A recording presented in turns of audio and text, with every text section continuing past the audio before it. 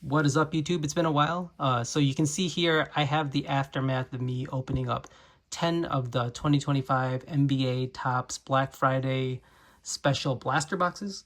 I ended up going Black Friday shopping. I wanted to get some Pokemon cards at Target. I was able to get some Phantasmal Flame product, and I got a number of these. Um, these were 2 per person. I was able to get 6 of them when I initially went. No one was really getting them. I was surprised, so I ended up going back in line. I would say to a non-existent line to get 6 of these boxes. I ended up going back later with my family to buy some electronics at Target when they were eventually up. And when I went back around 1 or 2 p.m., they were still lying around. So they are going to sell out, but I was surprised they were still around during the afternoon. Yeah, so opened up all 10 of them. Again, you get 11 packs per box, which is a little bit more than the typical blaster box. And I'll go through the hits, just kind of let you determine if you think they're worth opening or not. I'll give my thoughts at the end. As a side note, I noticed there are some inserts that you don't get from the typical blaster boxes. And again, I may be wrong, but for example, like some of these no limits, these are from another time. You don't get these in there unless these are from Hobby or Jumbo specifically. And you don't get these. This is another actually Wimpy Gold Levitation that I bought. I recommend not buying these actually. This one I bought off eBay. It has a horrible print line, if you can see right there. And they come with tons and tons of dimples in the back. I guess it's just factory. I've noticed that with both. And you can see there's another print line right there that's really nasty. So avoid buying these on eBay. At least the numbered parallels. They come with a lot of issues because this is the second one that I've seen. Okay, so the hits. Kind of go through some of my thoughts. These are nothing special initially. I think you can just pull these on regular jumbos, hobbies, blasters. Okay. These are called limited stock legends. These are a little bit harder to hit. I found that they were about 2 per blaster box. I do like how they look. They kind of look like the toy hanging, like a stocking stuffer, I guess, when Christmas is coming up, so it makes sense. If I have to make a comparison, I would say the hits from this product are somewhere in between regular blaster boxes and Fanatics Fest exclusive boxes, the MLB ones. These are a little bit easier, or about the same to hit as these limited stock legends. They look pretty cool.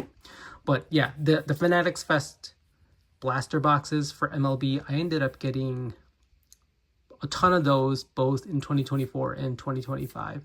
And I found those were just loaded, at least from my experience and what I pulled in terms of autos and such.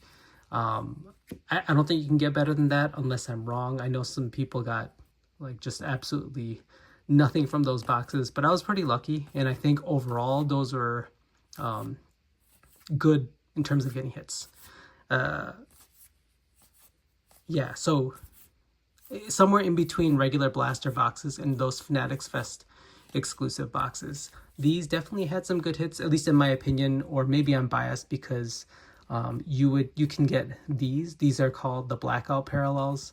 I found that you will get about 8 per box, and you don't always get a numbered one, but there are some pretty good hits.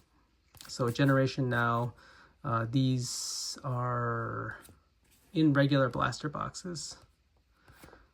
And Clutch Prospects, have these mixed up a little bit. So nothing special here. These are the regular rainbow foils. So again, you can pull these in really any other product, so nothing special here.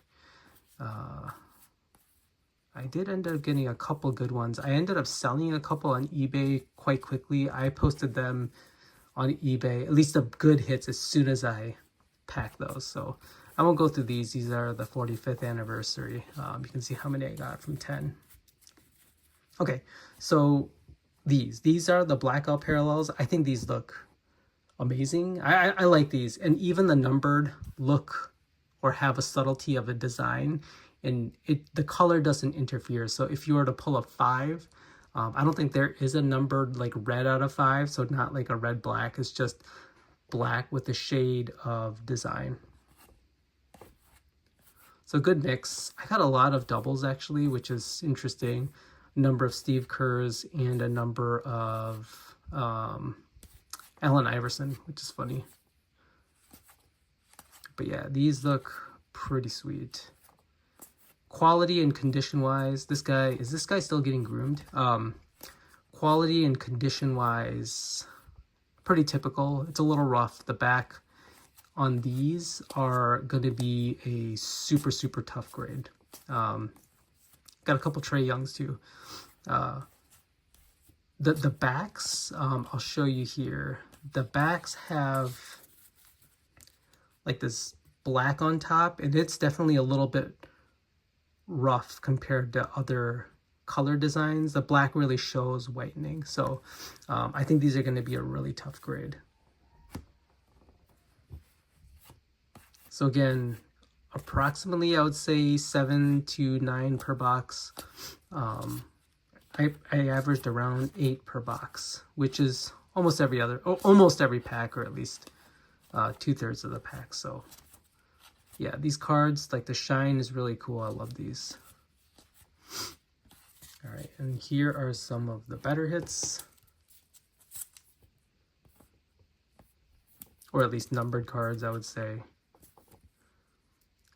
This is a Ja Morant out of 50, I think. Yeah, the number's a little bit hard to see, but it's right there. It's a 2 out of 50. I wish it was someone else. I feel like he's a waste of talent. This is a Sparkle, or I'm not sure which one, but it's a parallel of the Shea generation. Now out of 250. I ended up getting a Cooper flag. I posted that right away as soon as I hit it and sold it on eBay. It wasn't going to get a 10, so I figured I'd just get rid of it for now. But it does look much better than at least any of the other parallels that I've seen.